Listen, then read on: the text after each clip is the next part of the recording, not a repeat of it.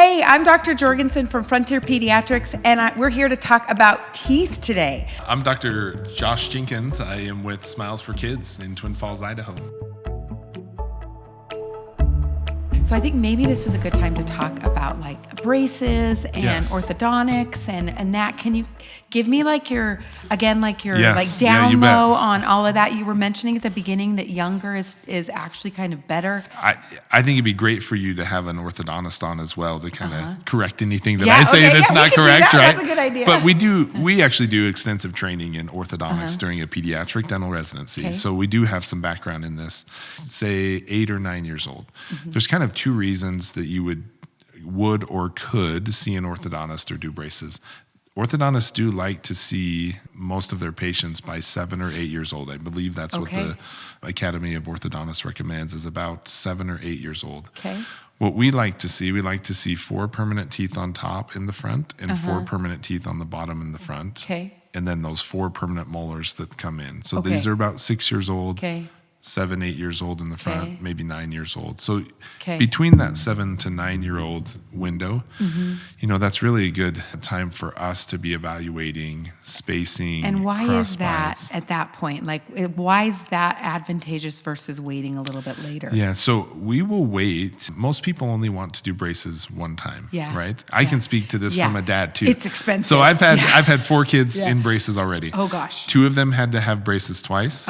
2 of them have only had to have braces once. Okay. So here's kind of the short answer on that. If you have some growth issues, for example, if you have a really narrow upper jaw and you need some palatal expansion to widen up that upper jaw, those need to happen early, more like that 8, 9 years. And you're probably getting braces twice. Okay. They typically put braces on for a year. They correct some of these skeletal issues, and then they take braces off and let the rest of the permanent teeth come in. Okay.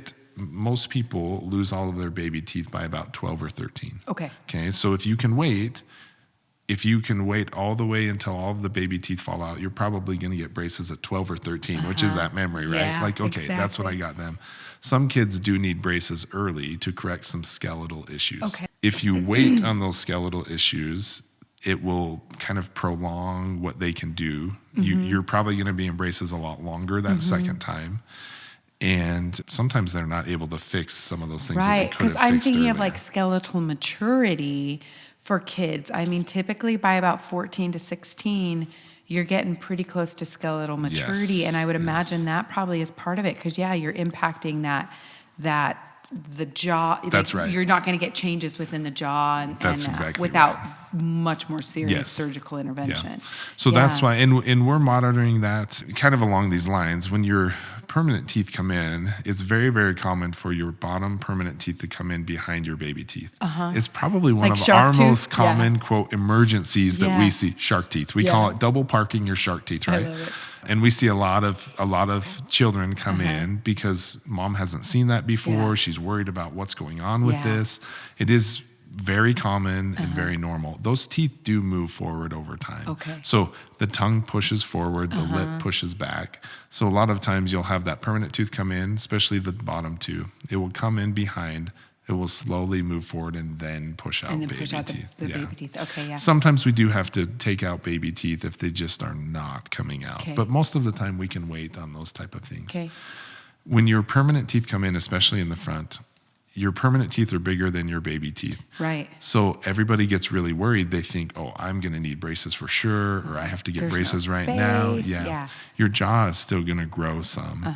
So I tell people to be a little bit patient on those front teeth. When the first 2 come in or when the first 4 come in, just give it time a little bit. We're evaluating that. We're keeping an eye on things. If it looks like you have permanent teeth that are going to get blocked out or not be able to come in, or if it looks like there are growth issues, we will get you to an orthodontist so that they can evaluate and kind of help you come up with a plan on what to do. All of the orthodontists in our area are fantastic. They all do a great job of getting information out to parents on, okay, if we did braces twice, this is what it would look like. If we waited to do braces just one time, this is what it's going to look like. Is there anything besides, I mean, you get the genetics, you get what you get, and you picked your parents wrong. Yes, you know, right. You get what you get, and you don't throw a fit, Yeah. right? But is there anything that parents can do? You know, I feel like I've been seeing things sometimes about like mouth breathing or like tongue exercises and things that can impact the shape and the development of the mouth and the jaw. Can you speak to any of that? Yeah. So an orthodontist has gone to specialty training to learn everything they need to know about exactly what you're talking about, spacing and airway issues and all of these things. Most orthodontists that I know feel like some of these early interventions, and again, you will see a lot of these sold on Instagram or TikTok or I feel wherever, like right? I see it you on get my ads. feed. Yeah, you get targeted ads for this. Yeah. I would be careful with some of that. Most of that is targeted, ads, right? And like we just talked about initially, so your permanent teeth in the front are bigger than your baby teeth. Your premolars in the back, those are the ones that come in about 10 to 12 years old, are smaller than your baby teeth. Oh, so I didn't know bigger that. in the front, smaller in the back. So some of these different interventions and things, they might just be taking advantage of normal natural growth. That's going to so just if you started, fix on its own. So if you started your child on whatever device that they're selling at 8 years old, and then by the time they're 11 years old, you feel like it's improved, you're feeling great about spending your money. But if you would have done nothing, it might have just improved on its own. It could have gotten there. That's on a really its good own. call. So That's good to know. I don't know. It's I have bought my fair share of things from targeted ads. I'll say that, right? But like, I've been there. Yeah. But I don't know. I think there's still some research. I get a little hesitant about people really selling that from a dental practice standpoint. Like, hey, we are the airway dentist. We are. There's no specialty training in that type of thing. So I think you just need to be careful on, you just probably need some more information on those types of things. That's good. Hey, thanks so much for listening and watching us chat about teeth. Yeah. I hope we covered some of the important topics that are meaningful to you, and maybe you got some good information to take away. Thank you so much, Dr. You Jenkins. bet. Yeah, I appreciate you having me.